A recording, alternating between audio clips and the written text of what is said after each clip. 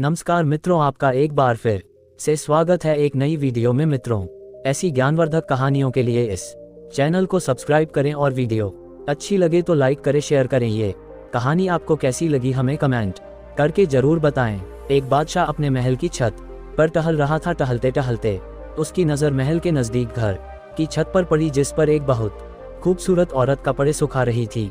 बादशाह ने अपने एक नौकर को बुलाकर पूछा, किसकी बीवी है ये? नौकर ने कहा, बादशाह सलामत, यह आपके गुलाम रसूल की बीवी है। बादशाह नीचे उतरा। बादशाह पर उस औरत के हुस्न की खूबसूरती का खुमार सा छा गया था। उसने रसूल को बुलाया। रसूल हाजिर हुआ तो बादशाह ने उससे कहा, रसूल, हमारा एक काम है। हमारा ये खत फलां देश के बादशाह को देकर आओ और इसका जवाब भी उनसे ले आना। रसूल उस खत को लेकर घर वापस आ गया। खत को अपने तकिए के नीचे रख दिया। सफर का सामान तैयार किया, रात घर में गुजारी और सुबह अपनी मंजिल पर रवाना हो गया। इस बात से वह अनजान की बादशाह ने उसके साथ क्या चाल चली है। इधर जैसे ही रसूल नज़र से दूर हुआ, बादशाह चुपके से रसूल के घर पहुंचा और धीरे से रसूल के घर का दरवाज़ा खटखटाया। रसूल की बीवी ने कहा, कौन है? बादशाह ने कहा, मैं बादशाह हूँ, तुम्हारे शौहर का मालिक। तो उसने दरवाज़ा खोला। बादशाह अंदर आकर बैठ गया। रसूल की बीवी ने हैरान होकर कहा, आज बादशाह सलामत, यहाँ हमारे गरीब खाने में? बादशाह ने कहा, मैं यहाँ मेहमान बनकर आया हूँ। रसूल की बीवी ने बादशाह का मतलब समझकर कहा, मैं अल्लाह की पनाह चाहती हूँ आपके इस तरह आने से, जिसमें मुझे कोई खैर नज़र नहीं आ रही। बादशाह ने गुस्से में कहा, ए लड़की, क्या कह रही हो तुम? शायद तुमने मुझे पहचाना नहीं। मैं बादशाह हूँ, तुम्हारे शौहर का मालिक। रसूल की बीवी ने कहा, बादशाह सलामत, मैं जानती हूँ कि आप ही बादशाह हैं, लेकिन बुजुर्ग कह गए हैं कि शेर को कितनी भी भूख लगी हो वह घास तो खाना नहीं शुरू कर देता। और बादशाह सलामत, तुम उस कटोरे में पानी पीने आए हो जिसमें तुम्हारे कुत्ते ने पानी पिया है। बादशाह को उस औरत की बातों से बड़ा शर्मसार हुआ और वहां से वापस चला गया, लेकिन अपने जूते वहीं भूल गया।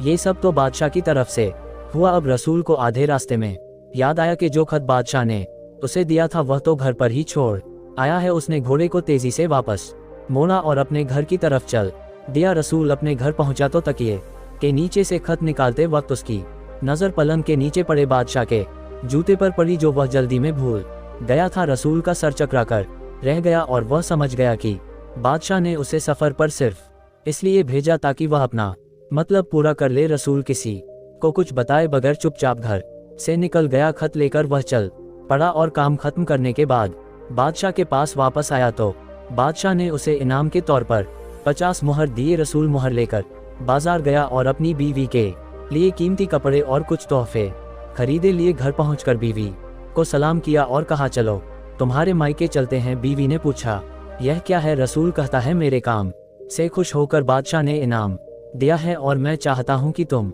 ये पहनकर अपने घर वालों को भी दिखाओ। बीवी तैयार हुई और अपने घर से शौहर के साथ रवाना हुए। दामाद और बेटी के द्वारा लाए गए तोहफे को देखकर वो लोग बहुत खुश हुए। रसूल अपनी बीवी को छोड़कर वापस आ गया। एक महीना गुजरने के बावजूद भी ना बीवी को पूछा और ना उसको वापस लेकर आया। फिर कुछ दिन बाद उसके साले रसूल से मिलने गए और उनसे कहा, आप हमें बहन से गुस्से और नाराजगी की वजह बताएं या फिर हम आपको काजी के सामने पेश करेंगे। तो उसने कहा, तुम चाहो तो कर लो, लेकिन मेरे जिम्मे उसका ऐसा कोई हक बाकी नहीं है जो मैंने अदा नहीं किया हो। वह लोग अपना केस काजी के पास ले गए तो काजी ने रसूल को बुलाया। काजी उस वक्त बादशाह के पास बैठा हुआ था। लड़की के भाइयों ने कहा, अल्लाह बादशाह को सलामत रखें और काजी साहब को सही सलामत रखे। काजी साहब, हमने एक फलों के बाग और साथ में मीठे पानी का कुआं इस शख्स के हवाले में दिया था, तो इस शख्स ने हमारा बाग उजाड़ दिया, सारे फल खा लिए और कुएं को खराब करके बंद कर दिया। काजी रसूल की तरफ देखकर पूछा, हाँ तो लड़के, तुम क्या कहते हो इस बारे में?